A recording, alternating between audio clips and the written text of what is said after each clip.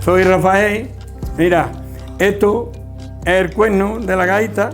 Esto le meto yo un alambrito y a donde llega el alambrito, pues por aquí lo corto. Y ya lo meto en agua, lo remojo y le doy con la cofina hasta ponerlo ya lo más vasto, quitarle lo más vasto. Y ya después, pues le doy con un cristal hasta ponerlo así como está este. Nada más, no hay ya nada más es grabarle las letras y grabar la gaita también. La gaita la hacemos de un palito de erfa, o de higuera, que son las más sencillas para trabajarlas.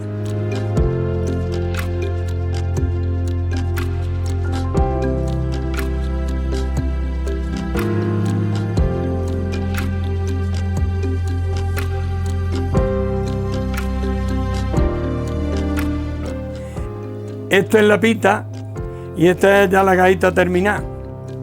Que esto no es muy sencillo tocarla, pero vaya, vamos a ver cómo me sale.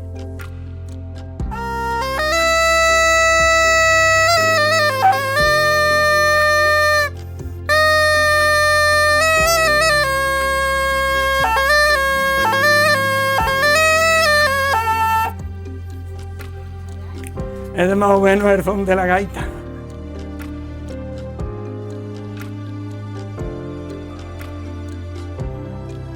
Esta toca más eso, ahora estas más grandes, ya tocan más bronco. A mí me gustan siempre estas más apañaditas.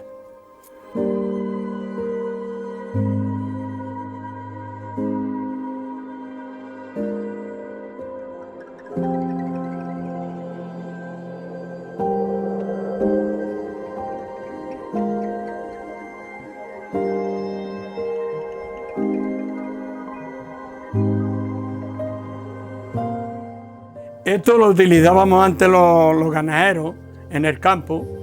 La hacíamos de cualquier cuerno de una cabra, del cuerno de una vaca que se moría, las hacíamos. Y los ganaderos nos comunicábamos con esto. Cada uno teníamos un clase toque, tocábamos y así íbamos conociendo a donde quiera que estaba cada uno. Y allí viene fulano, allí viene el otro. Y por el pitu nos íbamos juntando.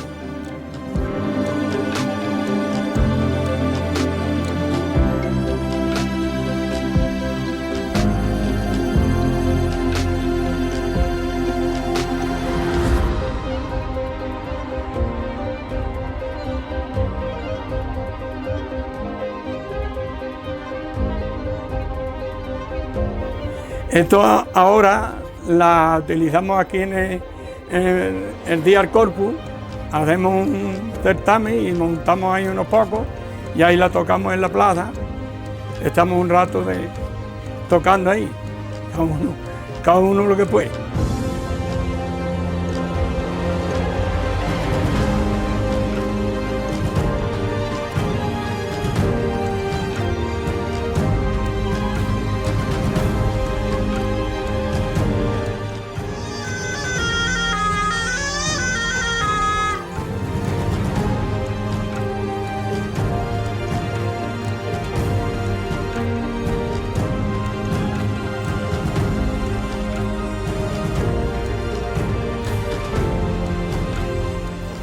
Hombre, y esto es una tradición de hace muchos años.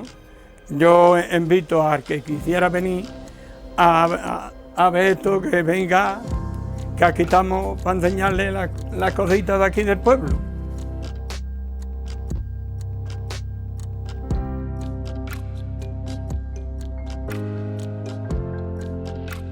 Hola, soy Mónica y soy apicultora. Vivo en El Gastó y me dedico a cuidar abejas. La miel de aquí del Gastó es muy buena porque tiene mucha variedad de flores, entonces la miel tiene muchas propiedades. Después en El Gastó hemos montado también una embazadora, donde aquí podemos montar, etiquetar y precintar todo a mano. Mi empresa se llama Apia Andaluza y tenemos desde miel de arándano, miel de frambuesa, de azahar, y después la miel del gasto la mezclamos con frutos secos de nueces y almendras. La apicultura es un trabajo muy bonito, la verdad que se disfruta mucho. Es un trabajo muy tranquilo y no tiene tiempo. Muchas horas, muchos días y muchas noches. Después se aprende mucho y mucha paz. También hacemos talleres y charlas en los colegios y en asociaciones para concienciar a las personas de que hay que cuidar el medio ambiente, sobre todo a las abejas que están en peligro de extinción. Le explicamos cuál es su función dentro de la colmena. También nos dedicamos a hacer talleres y charlas en los colegios, en las asociaciones de mujeres, en general, donde le explicamos lo necesario que es cuidar a las abejas y al medio ambiente. Cómo viven, cómo ellas son capaces de polinizar en el campo, cuántos viajes tienen que dar, pues todo eso pues se lo explicamos. Si es de niños, si es un colegio, pues normalmente pues las charlas las juntamos con talleres de vela. También hacemos charlas para explicar cada tipo de miel y las propiedades que tiene cada miel, porque cada miel tiene unas propiedades u otras. También estamos haciendo visitas al apiario, donde llevamos a las personas y en primera persona pueden ellos ver, sacar un cuadro de abejas y ver cómo trabajan y cómo es su vida día a día. A mí lo que me gusta es estar en el campo. Me da mucha tranquilidad, me gusta echar mi rato y me pongo a ver cómo ellas entran y salen, si están trayendo polen, si hay mucha cantidad de abejas en las piqueras. A mí me tranquiliza mucho. Además es que disfruto un montón, me encanta. Después lo que más me gusta es aprender cositas nuevas, sobre todo, por ejemplo, que de la reina, siendo de mismo huevo, un zángano es hermanastro de una reina, no son hijos, son hermanastros. Pero sin embargo, si nace obrera, son hijas. Es un dato muy curioso que mucha gente no sabe. También el dato me gusta mucho el que las abejas crean su propia cera. Tienen unas glándulas aquí, debajo del abdomen, y cuando ellas necesitan cera para las cervillas, pues la fabrican ellas mismas. Y después la van cogiendo y la van dándole la formita. Es un dato, a mí es que me gusta mucho aprender de esas cositas. Y me llama mucho la atención que como insectos tan chiquititos son capaces de planificar una colmena, que te estoy hablando que ahí puede haber 20.000 abejas en una colmena y están totalmente organizadas. Cada una sabe su función, es lo que tiene que hacer, desde el mismo momento que nace. Después también tenemos el problema de las enfermedades que están entrando. Hay muchas enfermedades que vienen de fuera y nos atacan mucho a las colmenas y las matan. Pero bueno, poquito a poco se va solucionando.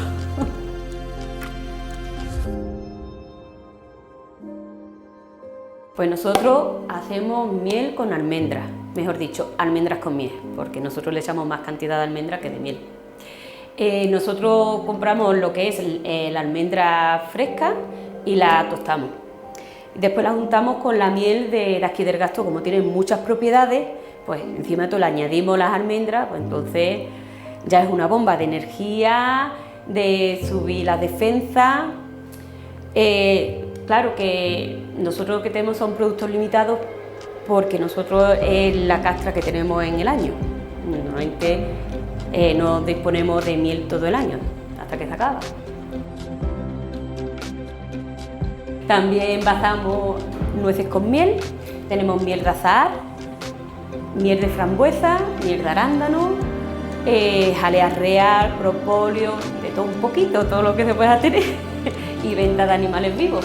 También nos dedicamos a criar reinas y a vender hambre. Yo no soy gastoreña, llevo 21 años ya viviendo aquí, estoy súper contenta, se vive estupendamente y os invito a que vengáis, a que probéis la miel y la gastronomía, que es buenísima, y su gente, que son estupendas. Estamos ahora en el Museo de Uso y Costumbre del Tempranillo. Esta casa pertenecía a Rosa, que era la amante del famoso bandolero El Tempranillo, José María Tempranillo. Aquí, pues José María, cuando estaba en esta zona, lo que hacía que por las noches entraba, siempre ayudado por los vecinos, entraba para que los migueletes no lo vieran. y cuando era la hora de irse, pues también los vecinos lo ayudaban, guiándolo por donde estaban los migueletes para que no lo cogieran. Era un bandolero bueno porque robaba y se lo daba a los pobres, entonces el pueblo estaba muy agradecido. Después el museo conserva las habitaciones, la cocina, el salón y también tiene utensilios típicos del pueblo, tanto de arao como iglesia y cocina.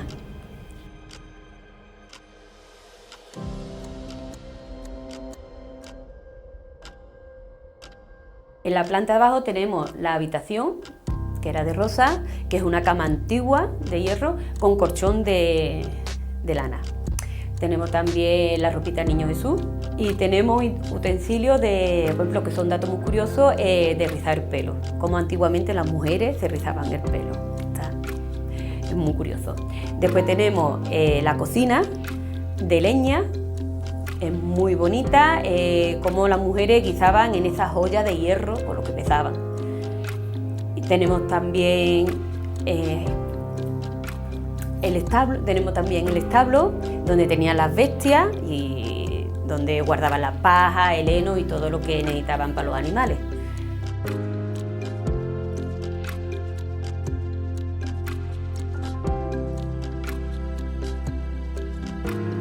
Y aquí estamos en la sala de la ropa del bandolero, donde tenemos pues la escopeta que utilizaban y sus utensilios para montar caballo y para ensillarlo.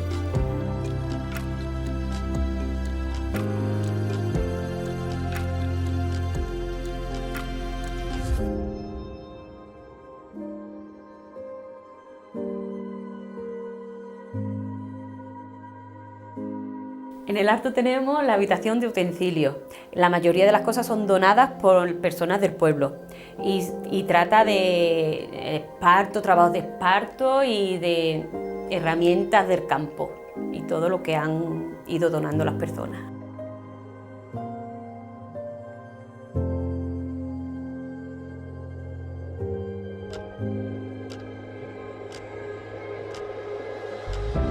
A mí me gusta mucho la vida del Tempranillo porque la verdad murió muy joven, pero era muy galante. Estaban las mujeres deseando que le robaran, pues tenía mucho arte. Porque él cuando llegaba a saltar los carros, cogía a las damas de la mano y la ayudaba a bajar. Y cuando la bajaba le decía que una mujer tan bella, ¿para qué necesitaba una sortija en la mano? Así que estaban deseando que le robara el Tempranillo. Dice que era muy atractivo, bajito, pero atractivo. Así que tenía a todas las mujeres locas. De hecho, se tuvo que salir de Lucena por problemas de farda. Los querían matar por culpa de meterse en problemas con mujeres.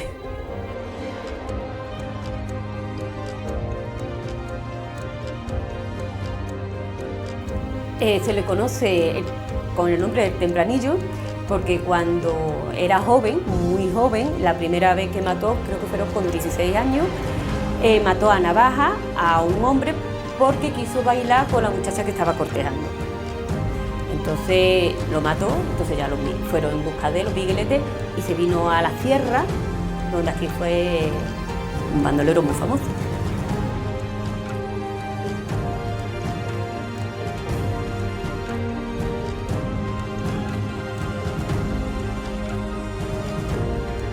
El museo ha estado cerrado durante un tiempo porque ha estado de reforma.